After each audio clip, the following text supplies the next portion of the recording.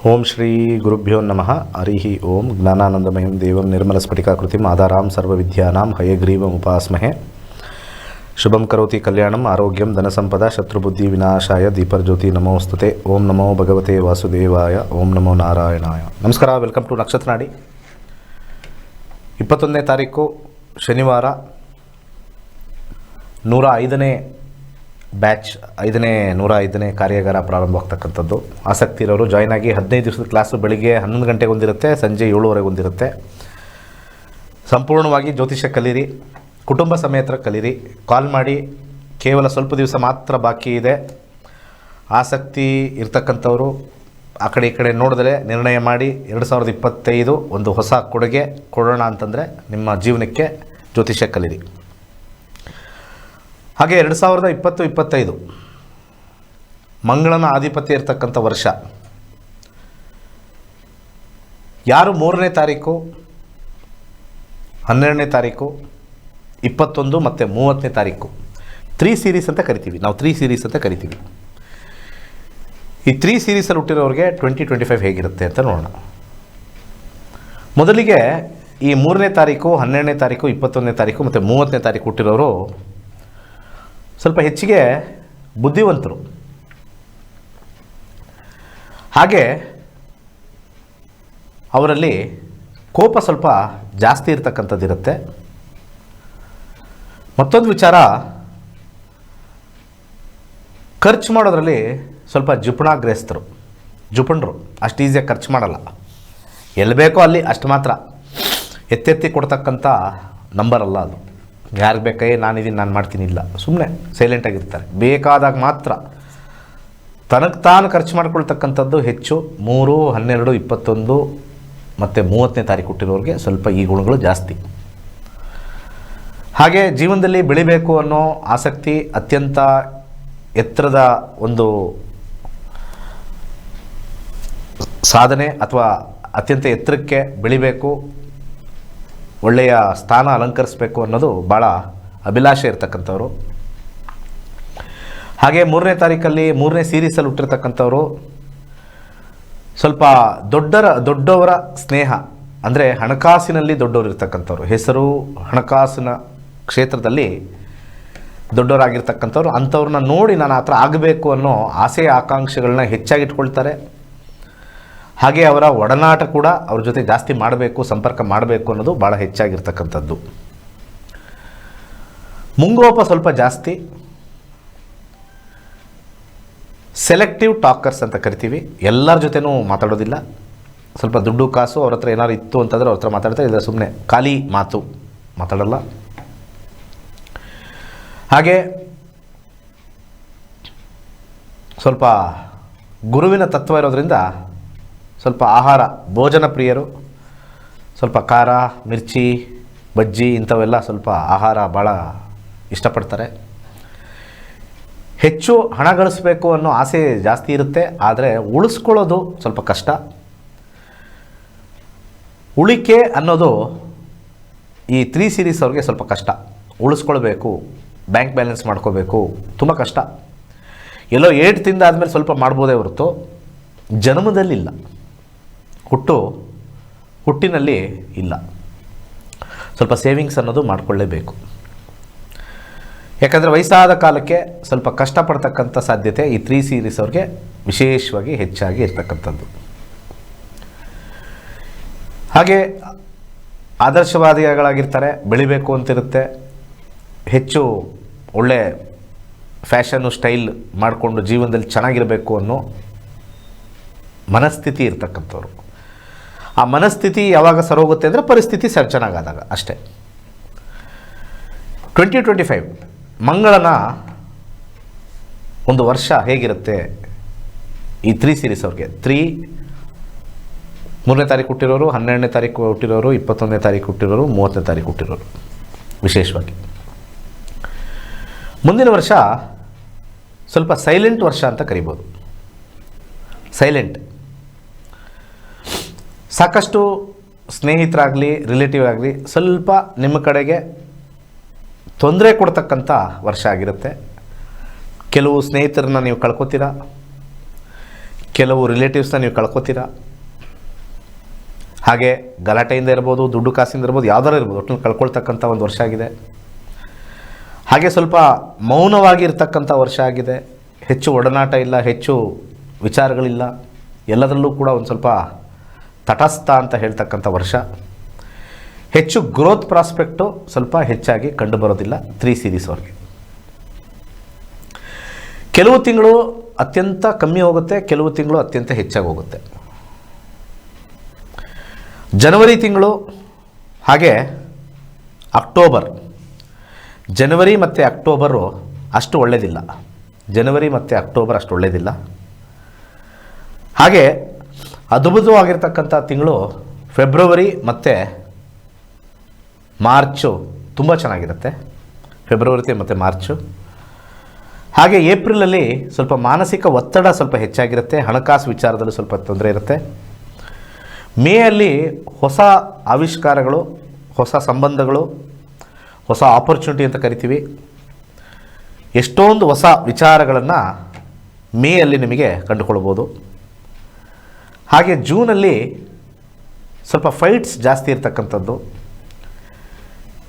ಮನೆ ವಿಚಾರದಲ್ಲೋ ಅಥವಾ ಸಂಸಾರದಲ್ಲೋ ಅಥವಾ ಸಹಪಾಠಿಗಳ ಜೊತೆನೋ, ಫ್ರೆಂಡ್ಸ್ ಜೊತೆನೋ, ರಿಲೇಟಿವ್ ಜೊತೆನೋ ಸ್ವಲ್ಪ ಗಲಾಟೆಗಳು ಸ್ವಲ್ಪ ಜೂನ್ ತಿಂಗಳಲ್ಲಿ ಸ್ವಲ್ಪ ಹೆಚ್ಚಾಗಿ ಕಾಣಿಸುತ್ತೆ. ಜುಲೈಯಲ್ಲಿ ಅತ್ಯಂತ ಪೀಕ್ ತಿಂಗಳು ಅಂತ ಹೇಳ್ಬೋದು. ನಿಮ್ಮ ಆಸೆ ಆಕಾಂಕ್ಷೆಗಳೆಲ್ಲ ಪೀಕಾಗಿ ಆಗ್ತಕ್ಕಂಥದ್ದು. ಫಸ್ಟ್ ಆಫ್ ಆಲ್ ಡೌನ್ ಇದೆ, ಸಾಧಾರಣವಾಗಿದೆ, ಇರೋದರಲ್ಲಿ ಉತ್ತಮವಾಗಿರ್ತಕ್ಕಂಥ ತಿಂಗಳಾಗಿರುತ್ತೆ. ಫಸ್ಟ್ ಬೇಸಿಕ್ ಹೇಳ್ಬಿಟ್ಟಿದ್ದೀನಿ ಹೇಗಿರುತ್ತೆ ಅಂತ. ಓವರ್ ಆಲ್ ಸ್ವಲ್ಪ ಡೌನೇ, ಫ್ಲ್ಯಾಟ್. ಅದರಲ್ಲಿ ಇರೋದರಲ್ಲಿ ನಿಮ್ಗೇನಾದ್ರು ಒಂದು ಸ್ವಲ್ಪ ಪರವಾಗಿಲ್ಲ ಅಂತಂತಂದಾಗ July is a good month. ನಿಮ್ಮ ಆಸೆ ಆಕಾಂಕ್ಷೆಗಳು ಸ್ವಲ್ಪ ಅನೇಕ ವಿಚಾರಗಳು, ಹೊಸ ಒಂದು ಪ್ರಾಜೆಕ್ಟ್ಸು, ಹೊಸ ಆಪರ್ಚುನಿಟೀಸ್ ಮಾಡಬೇಕು ಅಂದರೆ ಜುಲೈಯಲ್ಲಿ ತುಂಬ ಉತ್ತಮವಾಗಿರುತ್ತೆ. ಹಾಗೆ ಆಗಸ್ಟಲ್ಲಿ ಸ್ವಲ್ಪ ಒಳ್ಳೆ ಯೋಗ ಫಾರ್ಮ್ ಆಗುತ್ತೆ. ಆಗಸ್ಟಲ್ಲಿ ಸ್ವಲ್ಪ ಕಂಟಿನ್ಯೂ ಆಗುತ್ತೆ. ಜುಲೈಲಿ ಬಂದಿರತಕ್ಕಂಥ ಒಂದು ಯೋಗ ಆಗಸ್ಟಲ್ಲೂ ಕಂಟಿನ್ಯೂ ಆಗುತ್ತೆ. ಹಾಗೆ ಸೆಪ್ಟೆಂಬರಲ್ಲಿ, ಆಗಸ್ಟ್ ಆದಮೇಲೆ ಸೆಪ್ಟೆಂಬರಲ್ಲಿ ಸ್ವಲ್ಪ ತಟಸ್ಥ, ಸ್ವಲ್ಪ ನ್ಯೂಟ್ರಲ್ ಆಗಿರುತ್ತೆ. ಇಂಡಿಪೆಂಡೆಂಟ್ ವರ್ಕ್ಗೆ ಭಾಳಷ್ಟು ಹೆಲ್ಪ್ ಆಗುತ್ತೆ. ನಾನು ಇಂಡಿಪೆಂಡೆಂಟಾಗಿ ಮಾಡ್ತಾ ಇರೋರಿಗೆ September will be very very good. November ಉತ್ತಮವಾಗಿರುತ್ತೆ, ಡಿಸೆಂಬರ್ ಅತ್ಯುತ್ತಮವಾಗಿರುತ್ತೆ. ನವಂಬರ್ ಉತ್ತಮ, ಡಿಸೆಂಬರ್ ಅತ್ಯುತ್ತಮ. ಓವರಾಲ್ ಸಾಧಾರಣವಾಗಿದ್ದರೂ ಕೂಡ ಕೆಲವು ತಿಂಗಳಲ್ಲಿ ಸ್ಪೈಕ್ಸ್ ಅಂತ ನಾವು ಕರಿತೀವಿ. ಶನಿವಾರ ದಿವಸ ಮೂಲಂಗಿಯನ್ನು ದಾನ ಮಾಡಿ, ಶನಿವಾರ ದಿವಸ ಮೂಲಂಗಿಯನ್ನು ದಾನ ಮಾಡಿ ಅಥವಾ ಬೆಳ್ಳುಳ್ಳಿಯನ್ನು ದಾನ ಮಾಡಿ. ಹಾಗೆ ಬ್ರೌನ್ ಕಲರ್ಸ್ನ ಹೆಚ್ಚಾಗಿ ಯೂಸ್ ಮಾಡಿ. 3 ಸೀರೀಸ್ ಅವರು 2025 ಚೆನ್ನಾಗಿರಬೇಕು ಅಂದರೆ ಬ್ರೌನ್ ಕಲರ್ನ ಹೆಚ್ಚಾಗಿ ಬಳಸಿ. ಹಾಗೆ ಏನಾದ್ರು ಸ್ವಲ್ಪ ಗ್ರೋತ್ ಇಲ್ಲ ವರ್ಷ, ನಾವು ಹೇಳ್ದಂಗೆ ಆಗ್ತಾಯಿದೆ ಸರ್ ನಮ್ಮದು ಅಂತ ಅನ್ನಿಸ್ದಾಗ, ನಿಮ್ಗೆ ಆ ಥರ ರೀತಿ ಅನ್ನಿಸ್ದಾಗ ಕರಿ ನಾಯಿಗೆ ಚಪಾತಿಯನ್ನು ಹಾಕ್ತಕ್ಕಂಥದ್ದು ವಿಶೇಷವಾಗಿ ನಿಮಗೆ ಸ್ವಲ್ಪ ಬದಲಾವಣೆ ತರುತ್ತೆ. ಕರಿನಾಯಿಗೆ ಚಪಾತಿಯನ್ನು ಹಾಕ್ತಕ್ಕಂಥದ್ದು. ಕರಿನಾಯಿ ಭೈರವನ ಸ್ವರೂಪ ಅಂತ ನಾವು ಕರಿತೀವಿ. ಭೈರವನ ಸ್ವರೂಪ. ಆ ಭೈರವನ ಸ್ವರೂಪದಲ್ಲಿ ಬರ್ತಕ್ಕಂಥ 3ನೇದು ಮತ್ತು ಮುಂದಿನ ವರ್ಷ 2025 ಒಂದು ಕಾಂಬಿನೇಷನ್ ತೊಗೊಂಡಾಗ ನ್ಯೂಮರಾಲಜಿ ಪ್ರಕಾರ ಪರಿಹಾರ್ಥವಾಗಿ ಬರ್ತಕ್ಕಂಥ ಒಂದು ವಿಚಾರ ನಾವು ತಗೊಳ್ಬೇಕು ಅಂತಂದರೆ ಅಲ್ಲಿ ಮೊದಲು ಕರಿನಾಯಿಗೆ ಚಪಾತಿಯನ್ನು ಹಾಕ್ತಕ್ಕಂಥದ್ದು ಶನಿವಾರ ದಿವಸ ವಿಶೇಷ. ಇಷ್ಟು 3ನೇದು. ಇನ್ನು ನೆಕ್ಸ್ಟ್ ಸೀರೀಸ್ ನೆಕ್ಸ್ಟ್ ಮಾತಾಡೋಣ. ಕರೆಗಳನ್ನ ತೊಗೊಂಡು ಹೋಗೋಣ. ನಮಸ್ಕಾರ. ನಮಸ್ಕಾರ, ಮಾತಾಡಿ. ಹಾಗೆ ಡಿಸೆಂಬರ್ 21ನೇ ತಾರೀಕು ಹೇಳಿದ್ದೀನಿ ನಾನು, ನಮ್ಮ ತರಗತಿ ಇರುತ್ತೆ 105 15 ದಿವಸದ ಜ್ಯೋತಿಷ್ಯದ ಕಾರ್ಯಾಗಾರ. ಜ್ಯೋತಿಷ್ಯ ಕಲೀರಿ, ಅನೇಕ ವಿಚಾರಗಳನ್ನು ನೀವು ತಿಳ್ಕೊಬೋದು. ಒಳ್ಳೆ time, bad time, good time ಮತ್ತು ಪರಿಹಾರಗಳನ್ನು ಕಂಡುಕೋಬೋದು. ನಮಸ್ಕಾರ. ನಮಸ್ತೆ. ಹಾಂ ಹೇಳಿ ಗುರುಜಿ. ನಾವು ಈಗ ರೈತರು ಗುರುಜಿ. ಒಳ್ಳೆಯದು. ಬೇಡ ಏನೇ ಹಾಕಿದ್ರು ಲಾಸ್ ಸುಮ್ಮನೆ ಮೈ ಮೇಲೆ ಬರುತ್ತೆ. ಈಗೇನೋ ಒಂದ್ ತರಕಾರಿ ಮಾಡ್ಬೇಕಂತೀವಿ, ಮಾಡಿದ್ರೆ ಒಳ್ಳೇದಾಗುತ್ತೆ ಇಲ್ವಾ? 1ರಿಂದ 249 ಒಂದು ಸಂಖ್ಯೆ ಹೇಳಿ. 1ರಿಂದ 249. 25 ಗುರುಜಿ. ಎಷ್ಟು? 75? 25 75? 75 ಗುರುಜಿ. ಎಷ್ಟು ಎಕರೆ ಇದೆ? 2 ಎಕರೆ ಇದೆ. 2 ಎಕರೆ. 2 ವರ್ಷದಿಂದ ಬರ್ತಿ ಲಾಸ್ ಆಗ್ಬಿಟ್ಟಿದೆ ಗುರುಜಿ. ಟೊಮೊಟೊ ಹಾಕಿ ನೋಡೋಣ. ನಿಮ್ಮ ಒಂದು ದಶಾಭುಕ್ತಿಗಳಲ್ಲಿ ನೀವು ಹೇಳಿರೋ ಪ್ರಕಾರ ಲಾಸ್ ಖಂಡಿತ ತೋರಿಸ್ತಾ ಇದೆ. ಯಾಕೆಂದರೆ ಪ್ರಶ್ನಾಶಾಸ್ತ್ರದಲ್ಲಿ 8 8 12 ಅಂತ ತೋರಿಸ್ತಾ ಇದೆ. ಖಂಡಿತ ನಿಮಗೆ ಏನು ಹಾಕಿದ್ರೂ ಸ್ವಲ್ಪ ಕಷ್ಟನೇ ಅಂತ ತೋರಿಸ್ತಾ ಇದೆ. ಗ್ರಹಗಳು ಸ್ವಲ್ಪ ಲಾಭಾಂಶವನ್ನು ಕೊಡ್ತಾ ಇಲ್ಲ. ಲಾಸ್ ಸಾಲ ತಂದು ಮಾಡ್ತಕ್ಕಂಥದ್ದಾಗ್ಬೋದು, ಬೇರೆಯವ್ರ ಹತ್ರ ದುಡ್ಡು ಇಸ್ಕೊಂಬಂದಾಗ್ಬೋದು, ಅಥವಾ ಬಂದಿರತಕ್ಕಂಥ ಫಲಕ್ಕೆ ರೇಟ್ ಇಲ್ಲದೆ ಸುಮ್ಮನೆ ಬೀದಿಗೆ ಚೆಲ್ತಕ್ಕಂಥದ್ದು ಅಥವಾ ವೇಸ್ಟ್ ಆಗ್ತಕ್ಕಂಥದ್ದೇ ಹೆಚ್ಚಾಗಿ ತೋರಿಸ್ತಾ ಇದೆ. 12 8 ದಶಾಭುಕ್ತಿಗಳಲ್ಲಿ ಶನಿ 2027ವರೆಗೂ ಕೂಡ ಹೀಗೆ ಇರೋದರಿಂದ, ಹಾಗೆ ಬುಧ ಬಂದಾಗ ಸ್ವಲ್ಪ ಮಟ್ಟಿಗೆ ಮಾತ್ರ ಚೇತರಿಕೆ ಆಗುತ್ತೆ. ಆದರೆ ಯಾಕೋ ಈ ಲೈನು ನಿಮಗೆ ಕೃಷಿ ನಿಮಗೆ ಹೊಂದಾಣಿಕೆ ಆಗೋದು ಸ್ವಲ್ಪ ಕಷ್ಟ ಅಂತ ತೋರಿಸ್ತದೆ. 2020 25 ಸದ್ಯಕ್ಕೆ ನೀವು ಅದೊಂದೇ ಬಂಡವಾಳವಾಗಿ ಇಟ್ಕೊಂಡಿದ್ದೀವಿ ಸರ್, ಬೇರೆ ಇಲ್ಲ ಅಂತ ಬಂದಾಗ ತೊಗರಿ ಬೇಳೆನ ದಾನ ಮಾಡಿ. ದಯವಿಟ್ಟು ತೊಗರಿ ಬೇಳೆನ ದಾನ ಮಾಡಿ. ಸಾಧ್ಯವಾದರೆ 6 ಮುಖದ ರುದ್ರಾಕ್ಷಿ ಹಾಕ್ಕೊಳ್ಳಿ. ಹಳದಿ ಕಲರ್ ದಾರ ಗುರುವಾರ ಕಟ್ಕೊಳ್ಳಿ. ಓಂ ಶುಂ ಶುಕ್ರಾಯ ನಮಃ ಅಂತ ಯಥೇಚ್ಛವಾಗಿ ಹೇಳ್ಕೊಳ್ಳಿ. ಮುಂದಿನ ಕರೆಗೆ ಹೋಗೋಣ. ನಮಸ್ಕಾರ. ನಮಸ್ತೆ ಗುರುಜಿ. ಹೇಳಿ. ಮಗಳು ಎಜುಕೇಶನ್ ಕೇಳ್ಬೇಕಿತ್ತು. ಯಾಕೆ ಎಜುಕೇಶನ್ ಅಲ್ಲಿ ಡಲ್ ಇದಾಳೆ. ಆಕಿಗೆ ಯಾಕೆ ಜ್ಞಾಪಕ ಶಕ್ತಿ ಬರ್ತಾ ಇಲ್ಲ ಅಂತ. ಈಗ ಸೆಕೆಂಡ್ PU PCMB ಮಾಡ್ತಿದ್ದಾಳೆ. ಸರಿ. ಬಾಳ ಬರ್ತಾ ಬರ್ತಾ ಬರ್ತಾ ಡಲ್ ಆಗ್ತದಾಳ್ರಿ. ಆನ್ಯುವಲ್ ಎಕ್ಸಾಮ್ ಟೈಮಿಗೆ ಪ್ರಿಪರೇಟರಿಯಲ್ಲಿ ಏನು ಎಲ್ಲ ಶೂನ್ಯ ಅಂತಂದ್ರ. ಡೇಟ್ ಆಫ್ ಬರ್ತ್ ಹೇಳ್ತೀರಾ ಅಥವಾ ಹಿಂಗೆ ಕತೆ ಹೇಳ್ತಾ ಇರ್ತೀರಾ ನೀವು? 27/5/2007. ಬೇಗ ಬೇಗ ಹೇಳಿ. 27/5/2007. ಸ್ವಲ್ಪ TV ವಾಲ್ಯೂಮ್ ಕಮ್ಮಿ ಮಾಡಿ. 2000 7 ಸರ್. 2007. ಸಮಯ ಬೆಳಗಿನ ಜಾವ 4 ಗಂಟೆ. ಹಂಗಾರೆ ಕಸ್ಬ್ ನೋಡೋಕ್ಕಾಗಲ್ಲ, ಟೈಮ್ ಸರಿ ಇಲ್ಲ. ಹುಟ್ಟಿದೂರು ದಾವಣಗೆರೆ. ಟೈಮ್ ಕರೆಕ್ಟಾಗಿಲ್ಲ ಸರ್. ಕರೆಕ್ಟಾಗಿ 4 ಗಂಟೆಗೆ ಯಾವನು ಊಟಕ್ಕಾಗಲ್ಲ ಸರ್. ಸ್ವಲ್ಪ ತಲೆಯಲ್ಲಿ ಯೂಸ್ ಮಾಡಿ. ಕಸ್ಬ್ ನೋಡ್ಬೋದು ಅಂತಂದರೆ ಕಸ್ಬ್ ನೋಡೋಕ್ಕಾಗಲ್ಲ. 3:50ಕ್ಕೆ ಕಸ್ಬ್ ಚೇಂಜ್ ಆಗುತ್ತೆ. ಅವಾಗ ಹೇಳ್ಬೋದು ಓದ್ತಾರೋ ಇಲ್ವಂತ. 4:05ಕ್ಕೆ ಹೇಳ್ಬೋದು. ಕರೆಕ್ಟಾಗಿ 4 ಗಂಟೆಗೆ ಹುಟ್ಟಿದ್ದಾರೆ ಅಂದರೆ ಇಂಥವೇ ಸರಿ ಇಲ್ಲ. ಟೈಮ್ ಕರೆಕ್ಟಾಗಿ ಇಲ್ಲ ಅಂದರೆ ಪ್ರಶ್ನಾಶಾಸ್ತ್ರಕ್ಕೆ ಹೋಗಬೇಕು. ಇದರಲ್ಲಿ ನೋಡ್ತೀವಿ. ರಾಹು ದಶೆ. ರಾಹು ಎಜುಕೇಷನ್ ಚೆನ್ನಾಗಿ ಕೊಡ್ತಾನೆ, ತೊಂದರೆ ಇಲ್ಲ. ಭುಕ್ತಿ ಮಾತ್ರ ಚೆನ್ನಾಗಿಲ್ಲ, ಏನು ಮಾಡೋಕ್ಕಲ್ಲ. ಎಜುಕೇಷನಲ್ಲಿ ಗುರುಭುಕ್ತಿ ನಡೀತಾ ಇದೆ, 8ನೇ ಮನೆ ನಡೀತಾ ಇದೆ, ಎಂಡಿಂಗಲ್ಲಿ 6ನೇ ಮನೆ ನಡೀತಾ ಇದೆ. ವ್ಯಸನಗಳಿಗೆ ಹೋಗ್ತಕ್ಕಂಥ ನಂಬರ್ಸು, ಫೇಲ್ ಆಗ್ತಕ್ಕಂಥ ಸಾಧ್ಯತೆಯೂ ಬಹುತೇಕ ಇದೆ. ಗುರು ಆದ ನಂತರ ರಾಹುದೇಶೆ ಗುರುಭುಕ್ತಿ. ಗುರು ಆದ ನಂತರ ಶನಿ ಬರ್ತಾನೆ. ಶನಿ ಇವರಿಗೆ ಒಳ್ಳೆಯ ಒಂದು ಕಾಂಬಿನೇಷನ್, ಎಜುಕೇಷನ್ ಕಂಪ್ಲೀಟ್ ಮಾಡಿಸ್ತಾನೆ. ಸದ್ಯಕ್ಕೆ ನೀವು ಗುರುಗೆ ದಾನ ಮಾಡಬೇಕು. ಕಡಲೆಕಾಳನ್ನು ದಾನ ಮಾಡಿ. ಹಾಗೆ ಚಂದ್ರನಿಗೆ ದಾನ ಮಾಡಬೇಕು. ಈ ಪೀರಿಯಡ್ ಹೋಗೋವರೆಗೂ ಕಾಯಲೇಬೇಕು. ಆದರೆ ಎಜುಕೇಷನ್ ಮುಗಿಸ್ತಾರೆ.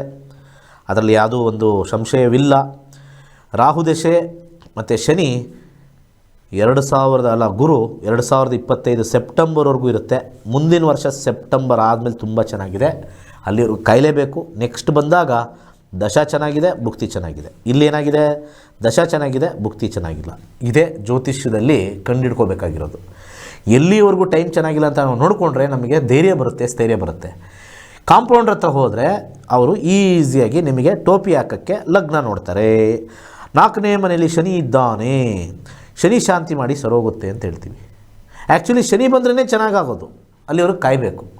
ಶನಿ ಬಂದಿರೋದ್ರಿಂದ ಇವರಿಗೆ ಡಲ್ಲು. ಈ ಥರ ಕಚಡಾ ಜ್ಯೋತಿಷ್ಯ ಹೇಳೋರು ಕ್ಯೂ ನಿಂತ್ಕೊಂಡಿರೋ ಹತ್ರ ಭಿಕ್ಷೆ ಬೇಡಕ್ಕೆ ಹೋಗ್ತೀರ. ಜನಗಳು 50 ರೂಪಾಯಿ 10 ರೂಪಾಯಿ ಇಟ್ಟರೆ ಸಾಕಲ್ಲ, ಅದೇ ಬೇಕು. ಕಾಸಿಗೆ ತಕ್ಕಂತೆ ಕಜ್ಜಾಯ ನಿಮಗೆ ಸಿಗುತ್ತೆ. ಯಾರು ಫ್ರೀ ಹೇಳ್ತಾರೆ, 10 ರೂಪಾಯಿಗೆ ಹೇಳ್ತಾರೆ, 50 ರೂಪಾಯಿಗೆ ಹೇಳ್ತಾರೆ, ನಿಮಗೆ ಟೋಪಿನೇ ಹಾಕೋದು, ಸುಳ್ಳೇ ಹೇಳೋದು.